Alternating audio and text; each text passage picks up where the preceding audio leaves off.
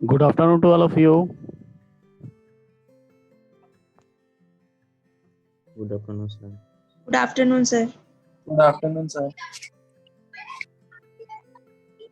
आज तो हमारी ट्यूटोरियल की क्लास है, बट ट्यूटोरियल नहीं चलेगा। जो कल का लेक्चर जो एक्स्ट्रा क्लास था वो उसको स्टार्ट करेंगे। बाकी जो ट्यूटोरियल है वो संडे को होगा। कुछ क्वेश्चन है जो करवाने हैं मुझे, वो संडे को होगा। ठीक है, सर टाइम क्या रखें? संडे का तुम बताओ क्या रखें। हाँ सर, हाँ बोल रहा सर, पहले मैं तो बोला था। फ्री, सुबह रख दो सर, तुम शाम लोग को। अपने हिसाब से बताओ, क्योंकि मैं तो फ्री पढ़ाने के लिए। हाँ सर, सुबह को ही रखता हूँ।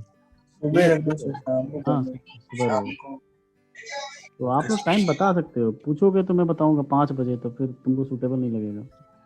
You can tell me also, you can suggest me also. Sir 9 बजे रख दे के सुबह। ठीक है, संडे है, बच्चे उठेंगे नहीं 9 बजे मुझे लगता है। 10 बजे कर लेंगे। Okay sir. ठीक है, तो the topic is shafts in series and parallel. थोड़ा बहुत तो देख ही चुके हैं, सीरीज का मतलब क्या है और पैरेलल का मतलब क्या है। तो 2 डायग्राम बनाने जा रहा हूं मैं, आप लोग बताएंगे कौन सा सीरीज में है और कौन पैरेलल में है। स्क्रीन दिख रही होगी ना अब? हाँ सर। Yes sir. तो 2 डायग्राम बना रहा हूँ और केस है सेकंड वाला केस। सेकंड केस क्या था शाफ्ट के लिए? Fix plus free. Fixed and free.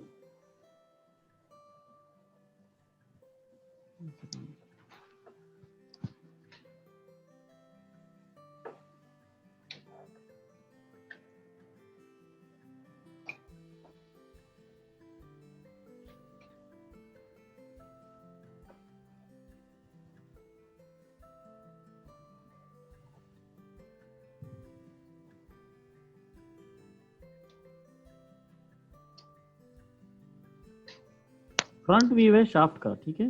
Front view तो रेक्टेंगल ही दिखाई देगा। हाँ। थोड़ा सा सर्कुलर लगने के लिए यहाँ पे दिखा दे रहे हैं। तो कौन सा शाफ्ट पैरेलल है और कौन सा शाफ्ट सीरीज में है? फर्स्ट वाला सीरीज में और सेकंड वाला पैरेलल में। पहले भी देख चुके हम लोग जब बाहर पढ़ रहे थे एक्सियल लोडिंग में, तो उसमें भी था यही कि सरफेस टू सरफेस कांटेक्ट होगा तो वो बोलेंगे पैरेलल में। अगर पॉइंट टू एंड कांटेक्ट हो रहा है तो that is known as series. ठीक है, और कंडीशन भी वैसी एकदम एग्जैक्टली वैसी ही है जैसे उसमें हमने पढ़ा था। कंडीशन भी वैसा ही है एकदम। इसके लिए कंडीशन क्या है, यहाँ पे जो डिफ्लेक्शन है, और हाँ कंडीशन तब अप्लीकेबल है जब सिर्फ जो टॉर्क लग रहा है वो एंड पे लगे। Point is end here it is point and there are 3 materials. Material different हो सकते हैं इसके 1 2 3। इसमें कितने मटेरियल हैं? 2 तरह के हो सकते हैं। एक है शाफ्ट, सॉलिड शाफ्ट है ऊपर वाला, ये बीच वाला, ठीक है। इसके ऊपर दूसरा शाफ्ट हॉलो शाफ्ट, इसको दोनों को मर्ज किया गया है सरफेस टू सरफेस कांटेक्ट के साथ। ठीक है, तो ऐसा एग्जांपल हो सकता है सर्कुलर, जैसे मैंने वुड की बताया था। वुड में क्रॉस सेक्शन ऐसा होता है, और एक सपोज एक वुड है अंदर लगा दिया गया उसको सॉलिड के सेंटर पे, और बाहर की तरफ से माइका, अगर माइका दिखा होगा आपने, सन माइका, सन माइका को अगर रोल करके अगर सिलेंडर बनाया जाए तो बीच में अलग मटेरियल होगा और बाहर की तरफ अलग मटेरियल होगा। कोर पे कुछ और मटेरियल होगा और बाहर कुछ और मटेरियल होगा। That is non parallel shaft. अगर उसको एज ए पावर ट्रांसमिशन के लिए यूज किया जाएगा तो that will be known as shaft. यही शाफ्ट में अगर टेंसाइल लोडिंग अप्लाई होने लगता है तो उसी को बोलते हैं बार, सर्कुलर बार। बट शाफ्ट का मतलब क्या है? जब पावर ट्रांसमिट कर रहा है, रोटेशनल मोशन प्रोवाइड कर रहा है, या फिर रोटेशनल मोशन से वो रोटेट हो रहा है, मतलब input power rotational power provide कर रहा है तो वो रोटेट हो रहा है, तो that is known as shaft. बस इसी में अगर टेंसाइल लोडिंग अप्लाई करने लगे तो ये नाम इसका बदल जाएगा, यही चीज बदल जाएगी, इसको बोले लगेंगे सर्कुलर बार या रॉड। ठीक है, तो कंडीशन अभी भी वही है डिफ्लेक्शन का और फोर्स का, डिफ्लेक्शन और लोड का। डिफ्लेक्शन इसमें कौन सा होता है? Angular deflection. तो angular deflection is theta, that theta must be equals to θ1 plus θ2 plus θ3। उसमें हम लोग देखे थे delta L1 plus delta L2 plus delta L3 axial loading में, सीरीज में। तो थीटा वन, ये इसके टॉर्क की वजह से इसका मटेरियल कुछ और है, इसका मटेरियल कुछ और है, इसका मटेरियल कुछ और है, सब में अलग अलग डिफ्लेक्शन होगा, लेकिन अल्टीमेटली इस पॉइंट पे टोटल डिफ्लेक्शन क्या होगा? थीटा टोटल कहाँ पे देखेंगे? एंड पॉइंट पे total, theta total, theta total क्या होगा इस पॉइंट का, सबका मिला के थीटा 1 प्लस जो लोड है टॉर्क, ये टॉर्क इस पे भी उतना ही लगेगा, अभी देखेंगे प्रूफ भी कर लेंगे कि इस पे भी टॉर्क उतना ही आएगा, उस पे भी टॉर्क इतना ही आएगा। T1 equals to T2 equals to T3। T3 कौन प्रूफ करेगा? कौन कर सकता है? नहीं करवाऊंगा भाई। कौन प्रूफ कर सकता है? कोई नहीं कर पाएगा। चलिए, अच्छा, ये दोनों एकदम रिजिडिटी के साथ इसको दोनों को ज्वाइंट किया गया है, दोनों मटेरियल को, ठीक है। तो रिजिडिटी के साथ किया गया है, तो जब इस पे टॉर्क लगाएंगे तो दोनों एक ही एंगल से रोटेट करेंगे, एक ही एंगल से रोटेट करेंगे ना। ये मैंने सर्कुलर जब टॉर्जन स्टार्ट किया था तो उसमें बताया था मैंने कि रेडियस चेंज करने पे थीटा चेंज नहीं होता है, लेंथ चेंज करने पे थीटा चेंज होता है, अगर टॉर्क सेम है तो जैसे ये एंगल बन रहा था थीटा, बाहर वाले भी सर्कल पे क्या बनेगा? थीटा ही बनेगा। तो थीटा जो चेंज इन एंगल है इस क्रॉस सेक्शन पे दोनों मटेरियल के लिए सेम होगा, that is theta equals to theta 1 plus theta नहीं, थीटा 1 इक्वल्स टू मतलब इक्वल थीटा 2 इक्वल होगा। थीटा 2। बट टॉर्क मटेरियल पे डिपेंड करेगा, ये मटेरियल 2 है, ये मटेरियल 2 है, क्योंकि ऊपर बाहर वाला जो सरफेस है वो एक टाइप का मटेरियल है, जो अंदर कोर में है दैट इज डिफरेंट मटेरियल 1। तो इसका मटेरियलिस्टिक कांस्टेंट अलग होगा, तो उस हिसाब से उस पर टॉर्क डिस्ट्रीब्यूट हो जाएगा। समझ में आ रहा है? अगर दो इंसान खड़े हैं, ऐसे दो इंसान खड़े हैं और बहुत भारी सा सामान इन दोनों के सर पे रखा जाए, और ये बहुत ही स्ट्रांग है और ये थोड़ा कम स्ट्रांग है, तो ये क्या करेगा? कहेगा कि थोड़ा सा लोड मुझे मेरी तरफ ट्रांसफ़र कर सकते हो, जहाँ तक मेरी क्षमता है, मेरी कैपेसिटी है, तो इस पे उस हिसाब से लोड जाएगा, ठीक है। तो टॉर्क दोनों पे डिफरेंट डिफरेंट जाएंगे, मतलब ये टॉर्क डिस्ट्रीब्यूट हो जाएगा दोनों में on the basis of their strength.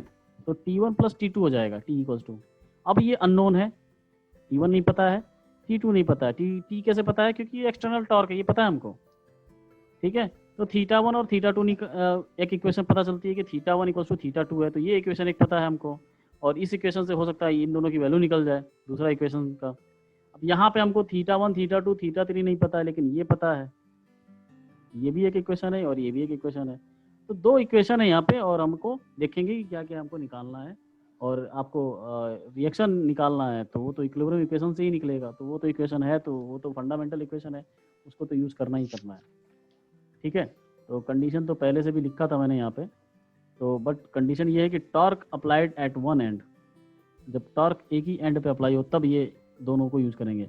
Otherwise अगर आपको देखना है तो आपको देखना पड़ेगा कि हर एक सेक्शन में कैसा कैसा टॉर्क अप्लाई हो रहा है, उसके हिसाब से उसमें रूल लगाएंगे, if torque applied at one and, ठीक है। अब प्रूफ करना है सपोज, तो कैसे प्रूफ नहीं कर पाओगी क्या कृष्णा, इसमें टॉर्क सेम होगा? सर सेम ही लगेगा ना सर, ये कनेक्ट है पॉइंट टू ऐसे पॉइंट। बोलोगी तो क्या? मैं बोलूंगा प्रूफ करना है तो कैसे ऐसे बताओगी? सेम ही तो लगेगा, सब कनेक्टेड है, ये कनेक्ट नहीं है क्या? प्रूफ कैसे करोगे मैथमेटिकली, ये पूछ रहा हूँ मैं। इंटरव्यू होगा तो ऐसे बोलोगी, लग तो रहा है कि सब सेम होगा। सुमित नहीं सर कर इनके लिए ना सर, कुछ नहीं करना जो हम लोग शुरू से कर रहे हैं वही करना है, फ्री बॉडी डायग्राम बनाना है। आप लोग क्या है, मतलब समझ में नहीं आ रहा, मुझे फोर्स निकालना है, ये टॉल लो, जैसे हर एक पोर्शन में फोर्स निकाल रहे थे, फोर्स निकाल के प्रूफ कर दो कि सब में सेम है। हाँ सर, मतलब सब पढ़ना सब बेकार है, क्योंकि अप्लाई नहीं कर रहे हैं आप लोग, रट रहे हैं लग रहा है मुझे तो। It is just because I am providing all the notes and videos on the same day, ठीक है। ये रटना चल रहा है अब, दैट्स इट, नथिंग एल्स। अभी तो मैं कर रहा हूँ, मैं अभी धीरे से बंद कर दूंगा पूरा नोट्स वोट्स प्रोवाइड करना, और मैं कोई भी बुक से नहीं बताऊंगा जब तक कोई डिमांड नहीं आएगा, बहुत ही भारी डिमांड नहीं आएगा कि सर नोट्स तो भेजना ही है, भेजना, मुझे कुछ डाउट है, तभी मैं कुछ भेजूंगा, और वो लग रहा है अब मुझे पर्सनली भेजना पड़ेगा।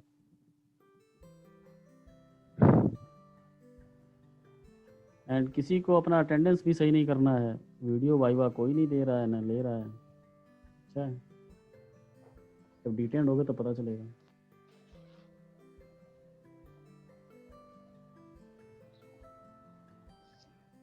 तो हमें प्रूफ करना है कि सब में टॉर्क सेम होगा सीरीज वाले केस में। इस पे टॉर्क लग रहा है एंड पे टी, तो फ्री बॉडी डायग्राम बनाना है। और करना क्या है, यही पहले यूनिट से कर रहे हैं हम लोग, बार बार मैं कह रहा हूँ यही अप्लाई करना है, फ्री बॉडी डायग्राम और इक्विलिब्रियम इक्वेशन। यहाँ पे एक्सटर्नल टॉर्क है तो यहाँ पे एक रिएक्शन आएगा, ये एंटी क्लॉकवाइज है तो यहाँ पे क्लॉकवाइज रिएक्शन आएगा ई आर। अब इक्विलिब्रियम इक्वेशन लगाओ, summation of all the torque equals to 0। ये Zero. क्लॉकवाइज है टी आर, अब 0 बोलोगी अब, और ये टी, तो T R equals to T आ जाएगा, T R minus T equals to 0, so T R equals to T. या इसको T R equals to T लिख सकते हैं। अब इसको पोर्शन बनाना है मुझे, पोर्शन बनाओ इसको। ये पॉइंट ए है, ये बी है, ये सी है, ये डी है, 3 पोर्शंस हैं। ए में एक सेक्शन बनाओगे, इसके लेफ्ट साइड में कौन सा टॉर्क लग रहा है? अगर मैं T. बोलूँ टी TR. कितना है, क्लॉकवाइज में है, तो टी है। टी बी सी बोलूँ तो T. इसमें सेक्शन लूँ तो लेफ्ट साइड का देखो, बस सिर्फ लेफ्ट साइड का देखो, क्योंकि लेफ्ट साइड देखना आता है हमको, राइट से देखना है हमको T हमेशा लग रहा है। देखना है। ये भी टी होगा। टी सी डी देखना है तो इसका भी लेफ्ट साइड में देखो कौन सा है, लेफ्ट साइड में बस एक ही दिख रहा है, ये टी, वो भी क्लॉकवाइज टी। हो गया प्रूफ। क्या करना था? नहीं, हम तो सोचेंगे ही नहीं, हम तो देखेंगे बस। देखिए हम लोग दिखा रहे हैं, देखते रहिए आप लोग।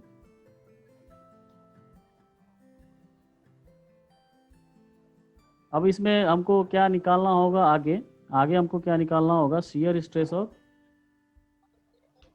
Angle of deflection, angular deflection. तो आपको शियर स्ट्रेस का फॉर्मूला पता है, शियर स्ट्रेस का फॉर्मूला है T upon Z P. T upon Z P मतलब T upon pi D cube upon 16, that is 16 T upon pi D cube. ये तो डायरेक्ट फार्मूला ही याद रखना है, 16 T upon pi D cube. और थीटा आपको पता है पी एल अपॉन जे जी, तो ये याद रखना है आपको दोनों। अब पैरेलल सीरीज और पैरेलल को पढ़ना है हमको, डायरेक्ट निकालते जाना जल्दी जल्दी। तो ये जिस पोर्शन में आपको शियर स्ट्रेस निकालना है उस पोर्शन का टॉर्क होगा, उस पोर्शन का डायामीटर होगा। जिस पोर्शन का एंगुलर डिफ्लेक्शन निकालना है उस पोर्शन का टॉर्क होगा, उस पोर्शन का लेंथ होगा, उस पोर्शन का क्रॉस सेक्शन एरिया से जो मोमेंट ऑफ इनर्शिया निकलेगा वो होगा, उस पोर्शन का मटेरियल कांस्टेंट होगा। ठीक है, तो ये तो याद रखना ही रखना है। अगर सपोज ये हॉलो शाफ्ट है, ये तो सॉलिड शाफ्ट के लिए होगा ये फार्मूला। अगर हॉलो शाफ्ट है तो हॉलो शाफ्ट है तो उसका के होगा, के क्या होता है, डी अपॉन कैपिटल डी। और ये सॉरी यहाँ पे कैपिटल डी लिखना था मुझे, capital D, this is capital D. Solid shaft में जो बाहर का डायमीटर है दैट इज कैपिटल डी। तो सॉलिड जो हॉलो शाफ्ट होगा उसके लिए क्या होगा, टाउ 16 पाई T. Sorry 16 T T N. Upon Pi पाई D Q. Pi D4 minus small D. d4. पाई डी क्यू Cube आएगा। माइनस के की पावर 4। Okay. हाँ 1 minus Q. ठीक है, Yes sir. के की पावर 4 होगा, ये नहीं कि क्यूब कर दिया उसको भी। थीटा क्या होगा, टी लेंथ सेम होगा अपॉन अपॉन J G. तो J के जे G. J होल जी जे, या फिर जे की वैल्यू क्या रखेंगे, पाई डी की पावर 4 कैपिटल D अपॉन की पावर 4 32 माइनस इंटू 1 माइनस के की पावर 4। ठीक है, तो ये तो याद रहेगा। Yes sir.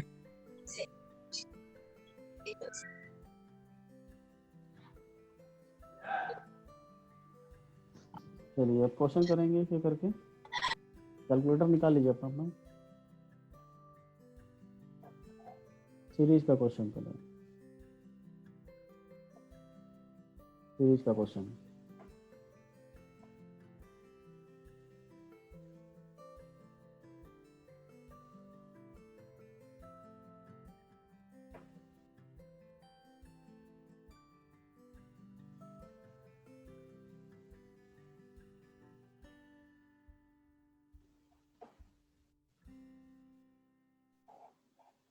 इसका डायमीटर है 2d, मटेरियल है g, इसका डायमीटर है स्मॉल d, इसका shear मॉडुलस है कैपिटल G, इसका डायमीटर है d/2, मटेरियल है g, सेम है मटेरियल सबके। टॉर्क यहाँ पे सिर्फ लग रहा है, that is capital T। Length is same, that is capital L and capital L. Now you are going to find out, first is tau max, maximum shear stress generated inside the material, inside the stepped bar या फिर बोले series bar. Angle of twist at free end, angle of twist at free end. Third is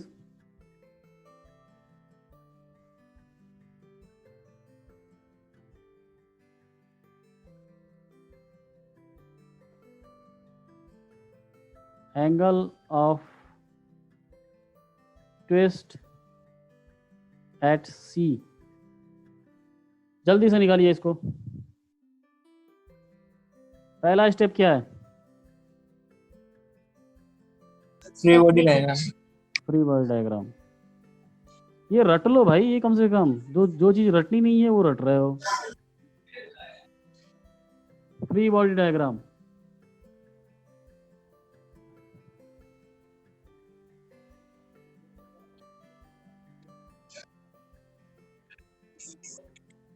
body को freely बना लो, free होके एकदम खाली होके। बन गया फ्री बॉडी डायग्राम। टॉर्क कितना आएगा? ये कौन सा टॉर्क है? क्लॉक है एंटी क्लॉकवाइज है? एंटी क्लॉक है। क्लॉकवाइज है। ये एंटी कहाँ से लग रहा है? राइट साइड से देखो। क्लॉकवाइज। हाँ राइट साइड से देखो। लास्ट पर क्लॉकवाइज है। क्लॉकवाइज। यहाँ पे आएगा एंटी क्लॉकवाइज। Anti clockwise. उसकी वैल्यू क्या होगी? टी होगी। तो ये जल्दी जल्दी कर देना है। अभी इक्विलिब्रियम इक्वेशन लगाओगे क्या इस पे? इक्विलिब्रियम इक्वेशन तब लगाएंगे जब ज्यादा टॉर्क लग रहा होगा। ठीक है, तो लगाने की जरूरत ही नहीं है, हमको पता है कि एंटी क्लॉकवाइज रिएक्शन आएगा। ठीक, उसके बाद इस सेक्शन में, इस पोर्शन में कितना टॉर्क आएगा? अभी एंड पे लग रहा है तो डायरेक्ट फार्मूला लगा सकते हैं कि इसमें भी टॉर्क टी होगा। पॉइंट देंगे अगर बी भी, या फिर पॉइंट भी ना दें, पोर्शन, ये पोर्शन का नाम है 1, इसका है 2, इसका है 3, तो T1 कितना होगा? T2 के बराबर। T2 कितना होगा? T3 के बराबर। T3 कितने बराबर? T के बराबर तो अप्लाई हो रहा है। ठीक है, तो θ1 निकाल लो। θ1 क्या होगा? TL/GJ। ठीक है, सिर्फ J की वैल्यू चेंज करनी पड़ेगी, डायामीटर में रखना होगा क्योंकि diameter is given. Diameter is given. अब देखो ध्यान से, जब डायामीटर D है तो हम लोग सपोज कर लेते हैं कि J की वैल्यू क्या होगी? J। ठीक है, पोलर मोमेंट ऑफ इनर्शिया की वैल्यू J होगी। इसका क्या होगा वैल्यू? πD⁴/32। तो D जब D है तो ये तो फॉर्मूला सही है, लेकिन D अगर डबल हो गया तो कितना J बन जाएगा? वो 16J। तो इसका जो पोलर मोमेंट ऑफ इनर्शिया होगा वो कितना हो जाएगा? 16J के बराबर। ठीक है, और इसका J/16 1/16J हो जाएगा। तो J के टर्म में रख लें, बाद में J की वैल्यू क्या रख देंगे? πD⁴/32। ठीक है, तो TL/GJ, लेकिन इसका J कितना है? किसके बराबर, कितने बराबर है? इसका 2D है तो 16J के बराबर है। टॉर्क कितना है? सेम है, लेंथ सेम है, G सेम है, तो यहाँ पे लिख देंगे 16 जे, ठीक है। तो थोड़ा सिंपल से कर देंगे, 1/16 TL by G J. Theta 2 कितना होगा, TL upon L upon G J. G J, इसका तो जे बराबर ही है।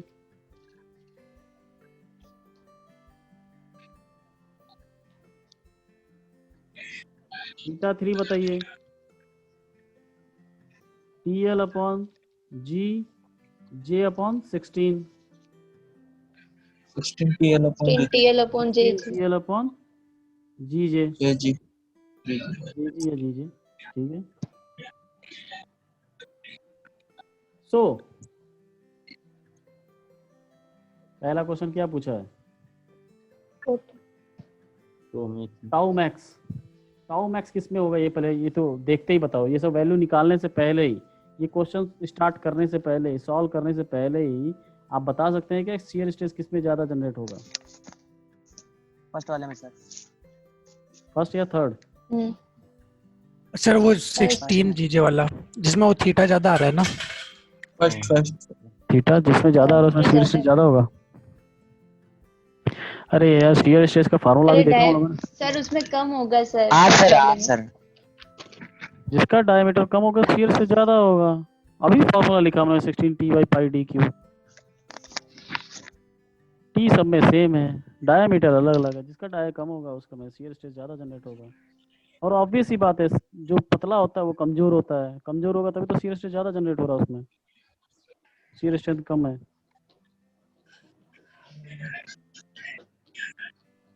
क्या हो गया आप लोगों को,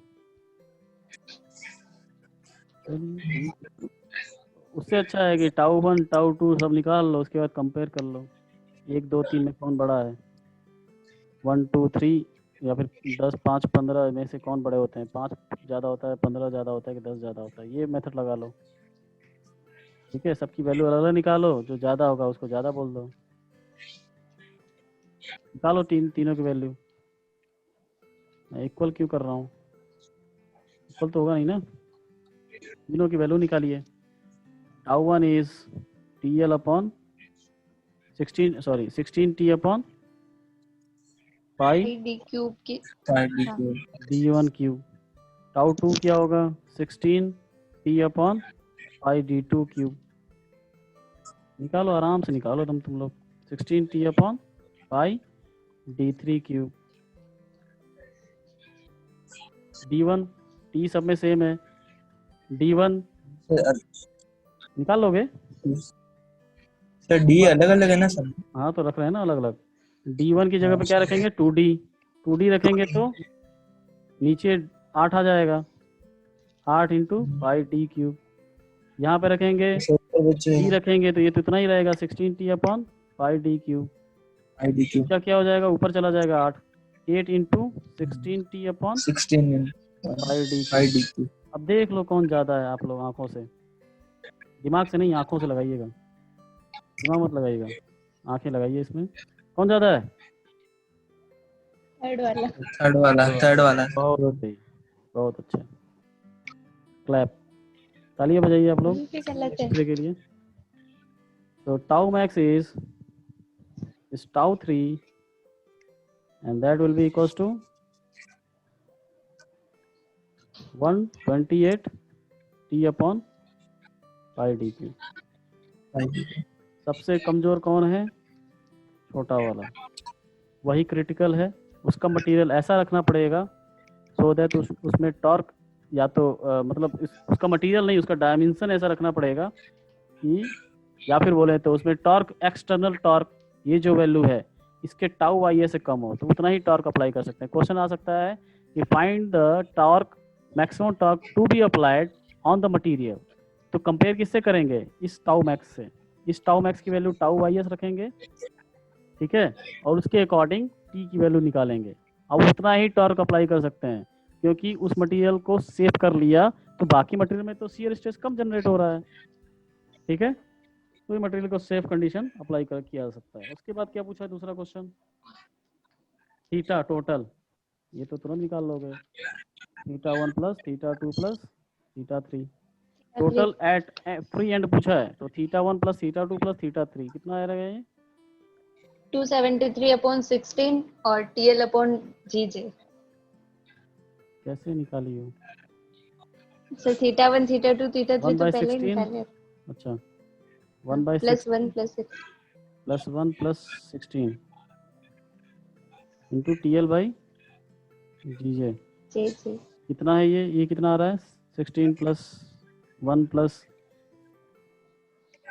273/16 273/16 16 multiply by T into L upon G into J। J की वैल्यू क्या है? पाई D की पावर 4 अपॉन 32। तो 32 भी ऊपर जाएगा, तो 2 से कट जाएगा, तो 273/2 हो जाएगा, सॉरी 273 इंटू 2 हो जाएगा, इंटू TL अपॉन 546 हो जाएगा। पाई D रेस्ट पावर 4 G। सही है? Yes sir. ये टोटल डिफ्लेक्शन होगा एट द फ्री एंड। ये this is the total. Third question पूछा है C पर। C कहाँ है? C नहीं लिखा मैंने। A, this is B, this is C। इस पॉइंट का टोटल डिफ्लेक्शन क्या होगा? इस पॉइंट का टोटल डिफ्लेक्शन इस पे डिपेंड नहीं करेगा, इस पे पहले वाले पे किस पे डिपेंड करेगा? इस पे और इस पे करेगा। जैसे इसका डिफ्लेक्शन किस पे सब डिपेंड कर रहा था? इसके लेफ्ट साइड में जितने शाफ्ट हैं, और इस पे जो इसके तरफ लेफ्ट साइड में जितने शाफ्ट है, ये जितना घूमेगा प्लस ये उतना घूमेगा, फिर इन दोनों को जोड़ के आएगा जो, वो टोटल डिफ्लेक्शन एट C होगा। तो C पे जो टोटल डिफ्लेक्शन होगा that will be θ1 plus θ2 only. Theta at C that will be θ1 plus θ2। ये भी निकालोगे आप। हाँ sir. 17/16 17/16 TL by GJ 17/16 into TL upon pi D power 4 into G ऊपर क्या जाएगा? 32 मीन्स 34, टोटल 34 हो जाएगा। Yes sir. TL upon pi pi D D power 4 into G। ठीक है, ये है गेट का क्वेश्चन। पहले जब आता था 90s में, उस समय ये 8 नंबर का क्वेश्चन था, ये तीनों निकालना था इसमें।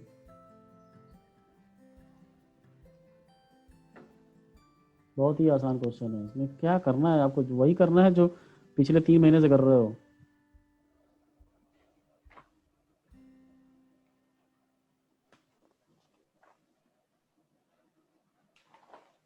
चलिए अब एक क्वेश्चन करते हैं। ये केस 1 ये था। इस क्वेश्चन का स्पेसिफिकेशन क्या था?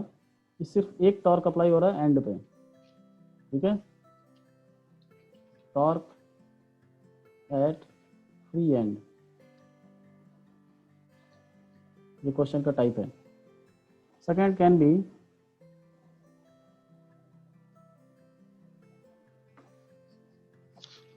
टॉर्क इन बिटवीन, कहीं भी शाफ्ट के बीचों बीच में भी लग सकता है। तो वही अगर क्वेश्चन दिया जाए, वैसा ही बार है।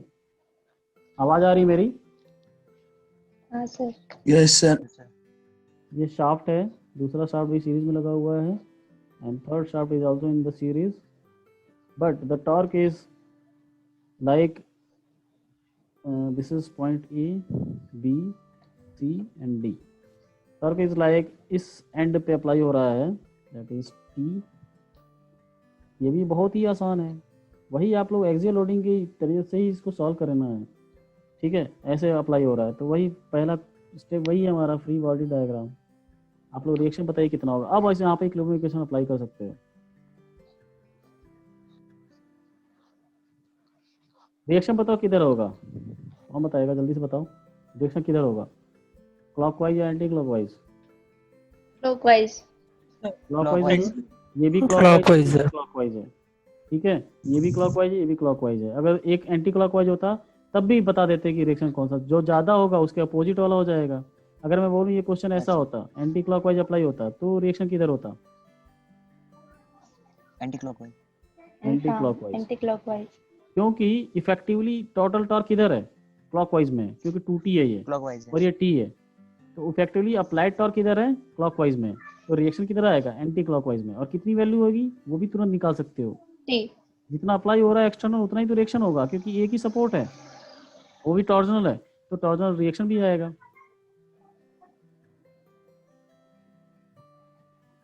ठीक है, तो रिएक्शन जो आएगा दैट इज अपोजिट, कौन सा डायरेक्शन बताए थे आप लोग, anti clockwise. Clockwise clockwise, T R. अब तुम लगा दो इक्विलिब्रियम इक्वेशन, वैसे जरूरत तो नहीं था, equilibrium equation 3T. summation of all the algebraic sum of all the torque equals to 0. जो So torque in clockwise is TR, anti-clockwise is minus 2T, one more anti-clockwise is that is equals to 0, and equals to 3T. 3T तो यहाँ पे direct लिख सकते हो 3T, क्योंकि direction भी सही है हमारा, प्लस आ रहा है। ठीक है, नाउ टॉर्क आपको बताना है सेक्शंस में।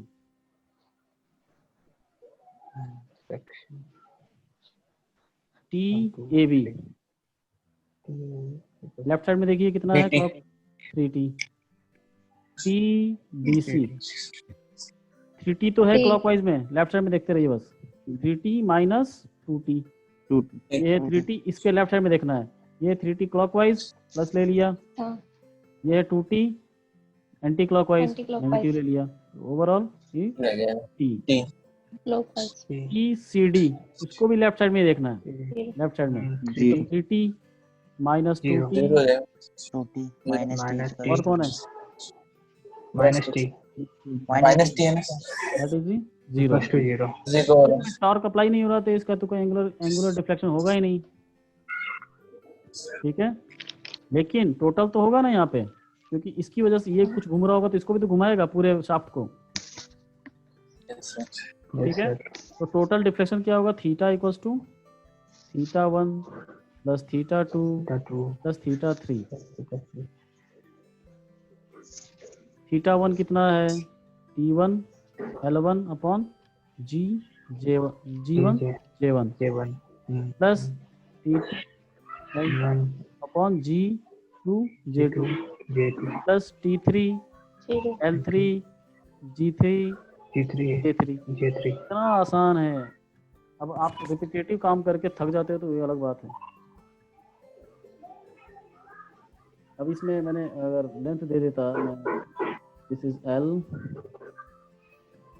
and this is also L, and diameter वैसा ही है जैसा था पहले भी, 2D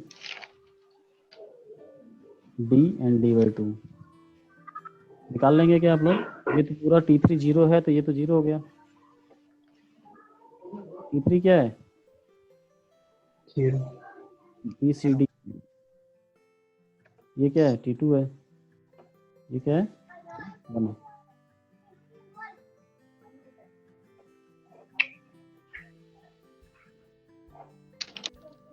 बताओ जल्दी से कितना होगा in terms of diameter, torque, length, material are same, G1 equals to G2, G3 equals to G,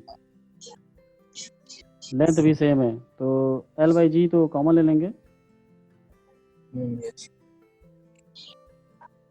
निकाल लेंगे या नहीं, निकल जाएगा ना। अच्छा, इसमें भी टॉर्क डायग्राम बना सकते हो, जैसे शियर फोर्स डायग्राम और बेंडिंग मोमेंट डायग्राम बना रहे थे, इसमें भी कर सकते हैं हम लोग। दिखाऊं मैं आपको टॉर्क डायग्राम, हाँ, टॉर्क डायग्राम, ये शाफ्ट है,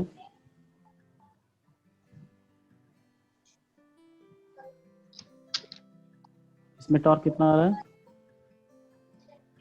3T, 3T इसमें 2T। zero। T है। ठीक है ना। तो टॉर्क डायग्राम बनाना है हमको पोर्शन वाइज,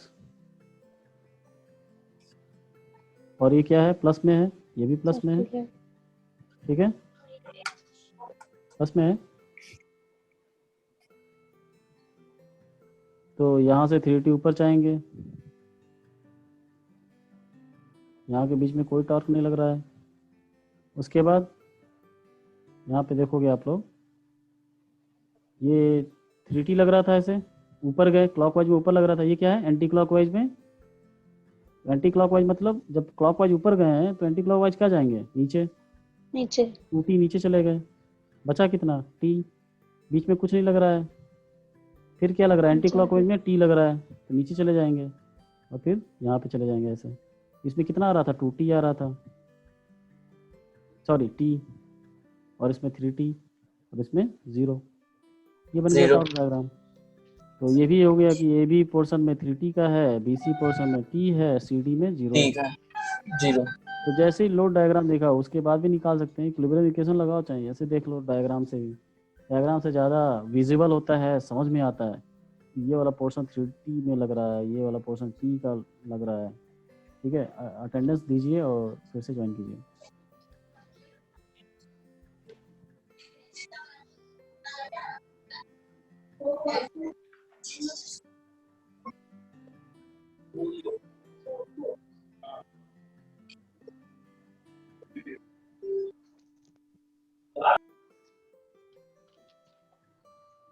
फिर से ज्वाइन कीजिए। अटेंडेंस हो गया? हाँ।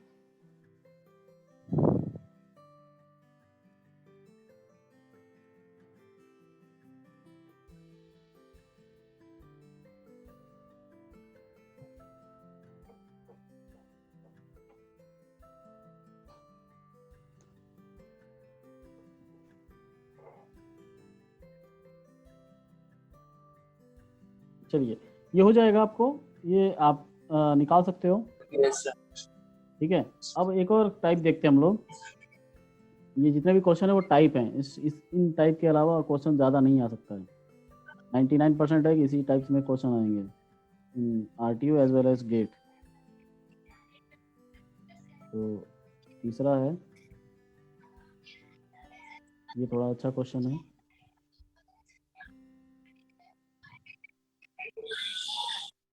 देखिए, कभी कभी आपको अगर टॉर्क सेम है सारे पोर्शंस में, तो आप सिर्फ डायमीटर देख के बता सकते हो कि शियर स्ट्रेस किस में ज़्यादा जनरेट होगा या नहीं।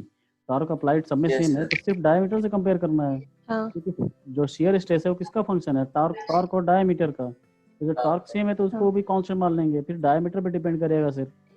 ठीक है, हाँ। कुछ में होता है कि डायमीटर सेम है लेकिन टॉर्क अलग अलग आ रहा है, तो वहाँ पे देखना पड़ेगा। तो ये वो क्वेश्चन वो है जिसमें डायमीटर सेम है बट आप देखेंगे कि अलग अलग पोर्शन में अलग अलग टॉर्क आएगा। क्यों? क्योंकि ये एंड पे नहीं लगेगा, कहीं और भी लगेंगे। तो उसमें जैसे हम लोगों ने प्रिज्मेटिक बार को अलग अलग कर लिया था, वैसे ही इनको भी करेंगे। डी एक बार है जिसमें टॉर्क अप्लाई हो रहा है,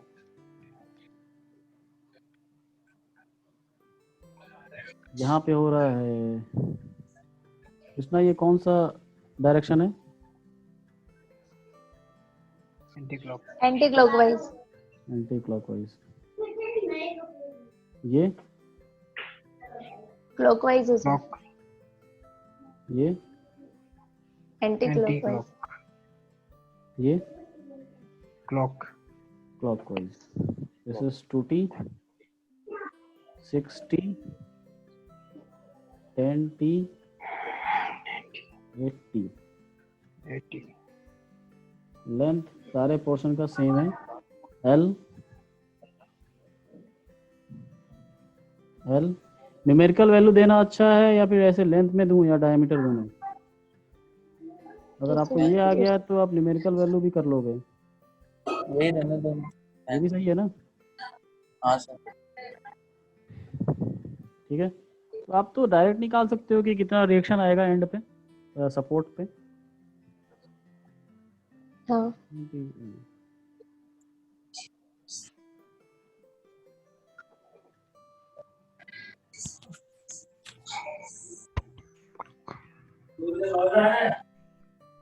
पहला क्या है, फ्री बॉडी डायग्राम।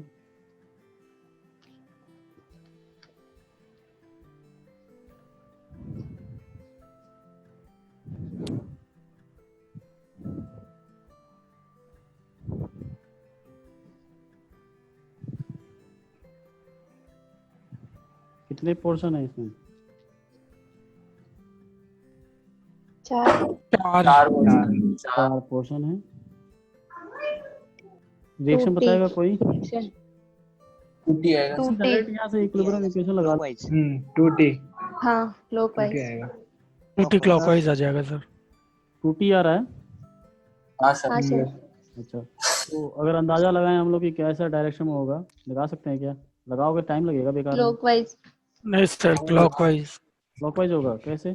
फिर मन में हाँ। सोचोगे, एंटी जोड़ोगे, होगा कितना टाइम लगेगा, फिर गलत भी होने के चांसेस हैं। उससे अच्छा है अगर ज़्यादा है तो जल्दी से जल्दी लिख लो। ठीक है, तो मैं ऐसे लिख ले रहा हूँ TR।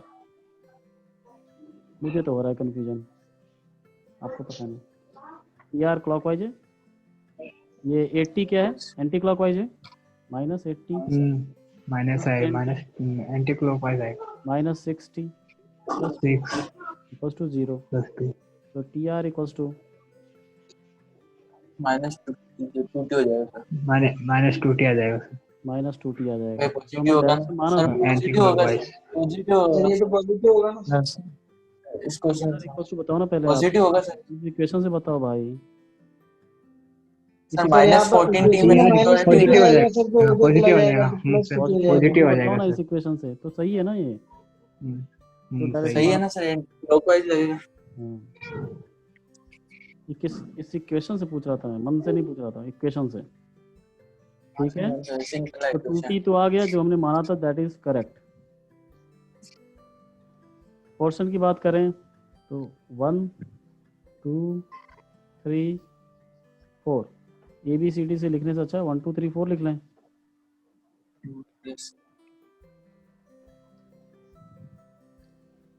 So T1 equals to 2t। Section लेंगे 1 में, लेफ्ट साइड में देखेंगे 2t लग रहा है। ये 2t, ये क्या है ऊपर? 80 है। 80 एंटी क्लॉकवाइज। Anti clockwise. ये है 10t क्लॉकवाइज 10t और ये एंटी क्लॉकवाइज 60। Anti clockwise. कितना है? 60। 2t ये है 2t। अरे नहीं ये ठीक। अब बताइए T1 कितना आएगा? 2t 2t आएगा। लेफ्ट साइड में देखते जाओ बस। क्लॉकवाइज। T2 2t -80 60 -60 माइनस का एंटी क्लॉकवाइज। हाँ। T3 40 40 2t clockwise. -80 minus positive है ना, प्लस आएगा 10। 2t -80 -20। प्लस में आएगा सर। क्या प्लस में आएगा? 10t प्लस में आएगा। क्लॉकवाइज है। वैल्यू बताओ। 40 प्लस 40 आएगा। Plus 40 T4 -2t। -2t -2t sir. -2t। सब में टॉर्क आ गया तो क्या निकालना ही बच गया है। थीटा निकाल लोगे, θ1 + θ2 + θ3 + θ4। क्या निकालोगे इसमें? क्या निकलेगा? कुछ नहीं निकलेगा। निकाल लोगे आप लोग। तो आप लोग कंपेयर कर सकते हैं इसको। वैल्यू दे रहा हूँ मैं, that is 16 TL upon πg d⁻⁴ ये आएगा total.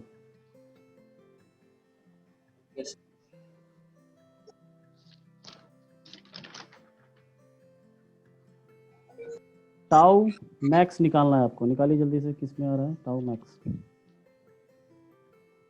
It is the maximum of τ1 τ2 3 τ4। Diameter तीनों बीसी का वाले सेम, में डायामीटर चारों पोर्शन का सेम है, तो किससे कंपेयर करेंगे? तो t से टॉर्क से। किसमें टॉर्क आ रहा है? सेकंड वाले में सेकंड वाले पोर्शन में। तो τ2 since directly proportional. Torque in portion 2 is maximum. So tau max is equals to -60 tau 2, ठीक है।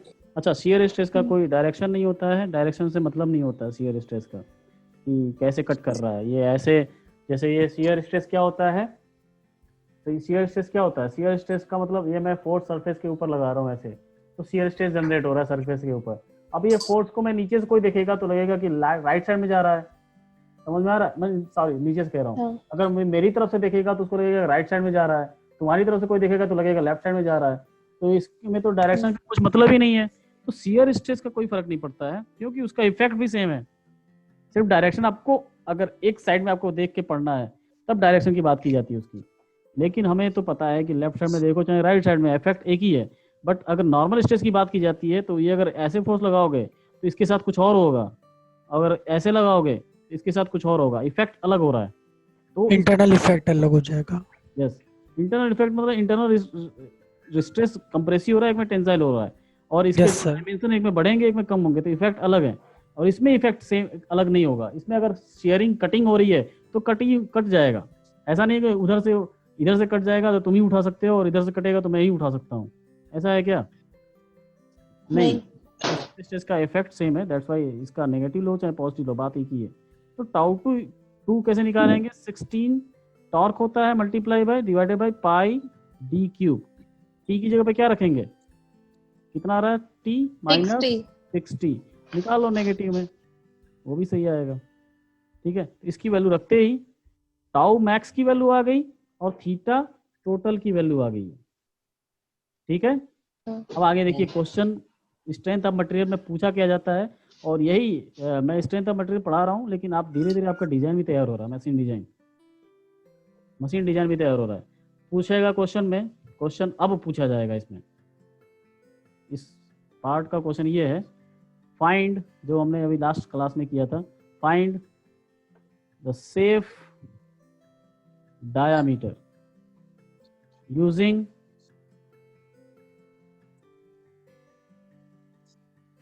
strength criteria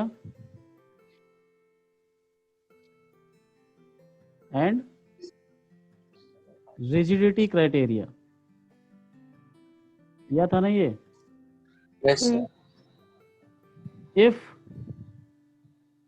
theta permissible is 3 degree and tau ys is 350 megapascal, ठीक है, तो दोनों केस में दो डायमीटर आएंगे, कैसे आएंगे, कैसे सॉल्व करेंगे, हाउ टू सॉल्व, कौन बताएगा?